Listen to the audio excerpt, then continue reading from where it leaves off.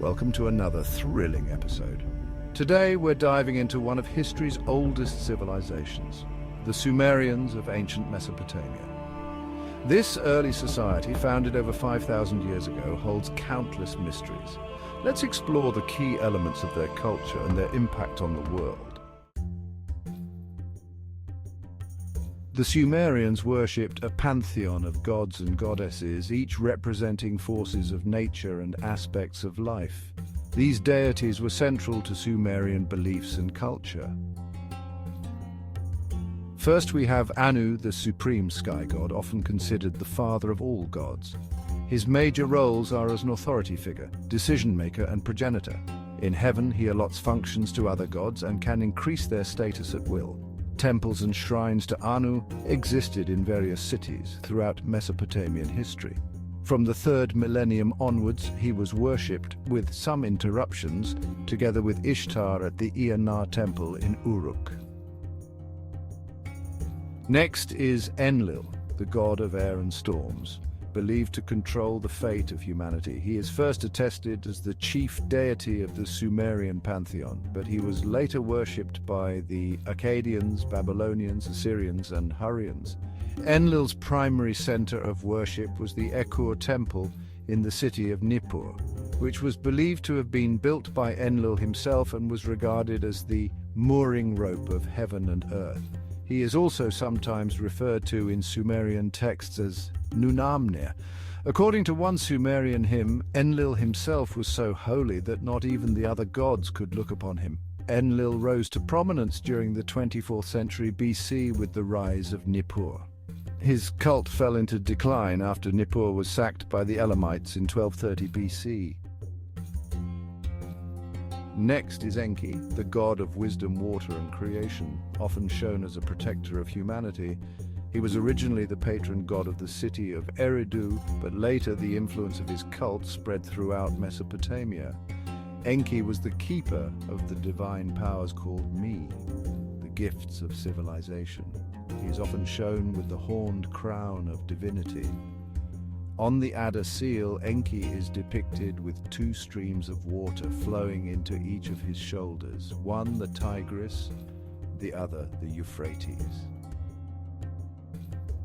Next is Inanna Ishtar, the goddess of love, fertility, and war, known for her fierce and complex personality. She is also associated with sensuality, procreation, divine law, and political power.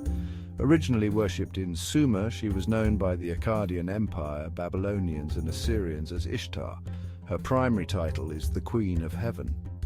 Inanna was worshipped in Sumer, at least as early as the Uruk period 4000–3100 BCE, and her cultic activity was relatively localized before the conquest of Sargon of Akkad. During the post-Sargonic era, she became one of the most widely venerated deities in the Sumerian pantheon, with temples across Mesopotamia. The cult of Inanna Ishtar, which may have been associated with a variety of sexual rites, was continued by the East Semitic-speaking peoples, Akkadians, Assyrians, and Babylonians, who succeeded and absorbed the Sumerians in the region. She was especially beloved by the Assyrians, who elevated her to become the highest deity in their pantheon, ranking above their own national god, Ashur. These gods were often depicted in human form, but were believed to have superhuman abilities. Sumerians saw the gods as active players in daily life, controlling everything from crops to warfare. Sumerians built large, multi-storied temples called ziggurats as places of worship. These structures were meant to bring the people closer to the gods. Towering ziggurats were built by different cultural groups such as the Sumerians, Babylonians, Assyrians, and Elamites at the center of Mesopotamian cities for 2 millennia. Each city had a ziggurat dedicated to its patron deity. For example, the city of Ur had a ziggurat dedicated to the moon god Nanna. Inside the ziggurat, priests conducted rituals, offered sacrifices, and presented food and drink to the gods. These rituals were crucial for Sumerians. They believed that by serving the gods, they could ensure favorable conditions, from abundant crops to protection from natural disasters. They were homes of the gods, but also focal points for political, social, and economic life. The Sumerians are credited with inventing one of the earliest writing systems, cuneiform. Originally developed around 3200 BCE, cuneiform began as simple pictographs. Over time, it evolved into a more complex script used for recording everything from trade transactions to poetry and myth. The most famous Sumerian text is the Epic of Gilgamesh, one of the earliest known works of literature. The modern study of cuneiform belongs to the ambiguously named field of Assyriology, as the earliest excavations of cuneiform libraries in the mid-19th century were in the area of ancient Assyria. An estimated 500,000 tablets are held in museums across the world, but comparatively few of these are published. The largest collections belong to the British Museum, approximately 130,000 tablets. Sumerian myths explain their beliefs about the universe's creation and humanity's role. According to their mythology, the gods created humans to work the earth and provide for the gods through offerings and rituals. In the Sumerian afterlife, the dead were thought to travel to the underworld, known as the House of Dust, a dark, grim place where souls led a shadowy existence. Proper burial rituals were believed to be essential for a soul's peaceful journey to the afterlife.